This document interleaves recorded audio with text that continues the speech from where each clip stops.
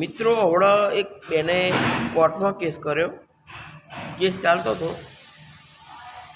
Case કોની સામે કર્યો સાંભળો. જ્યોતિષ મહારાજ જે જ્યોતિષ જુએ એમના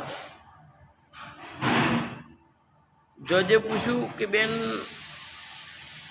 અમને કઈ ભૂલ છે અને શાના કારણે તમે આ કેસ કર્યો છે? તો સાહેબ મારે છૂટાછેડા થયા એટલે મેં કેસ કર્યો. તો જજ સાહેબ બોલ્યા કે છૂટાછેડા થયા એમાં જજ જ્યોતિષ મહારાજને શું આપો? તો કે આપણે મારી જનરલ કુંડળી જોયેલી એવું કહેતા તમારું બધું એક મનમેળ છે, તમારો વિકાસ થશે અને તમારું સારું દાંપત્ય જીવન ચાલશે.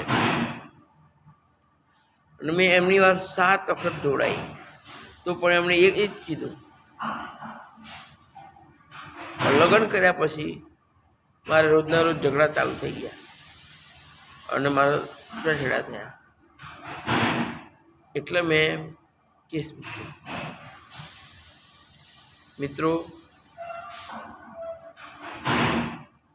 હાલ જન્મકુંડળી જોડાવો અને કંઈક લગ્ન કરો, સગાઈ કરો.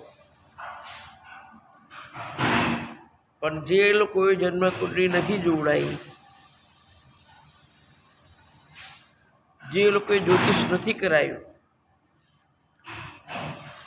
જે લોકોએ ઓમ હોમ યજ્ઞ હવન કશું કરાયું નથી એનો ફોટો જો નથી મુલાકાત કરી કશું નહીં, એવા લોકોનું દાંપત્ય જીવન ચાલે છે. અને જે લોકો જન્મકુંડળી જોડાવે છે, જાપ કરાવે છે, તો પણ છૂટાછેડા થાય. બોલો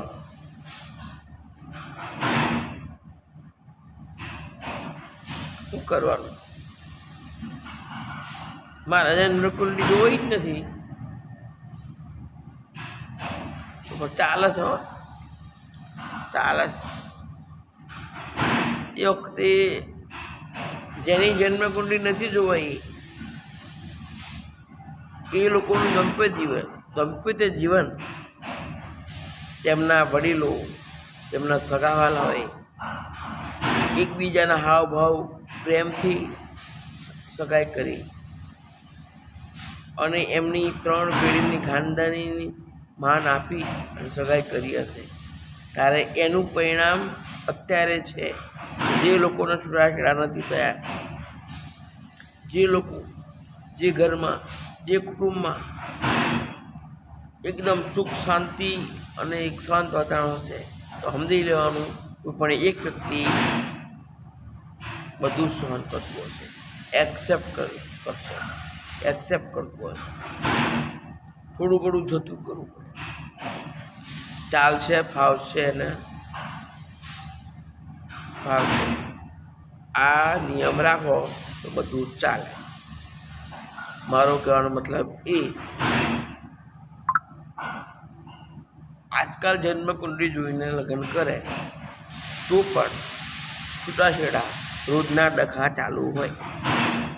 જેની જન્મકુંડળી નથી જોઈ એમનું ચાલે છે.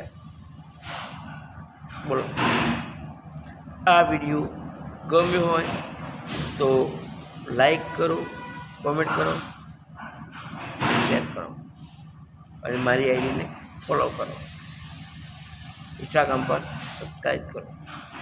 જય માતાજી.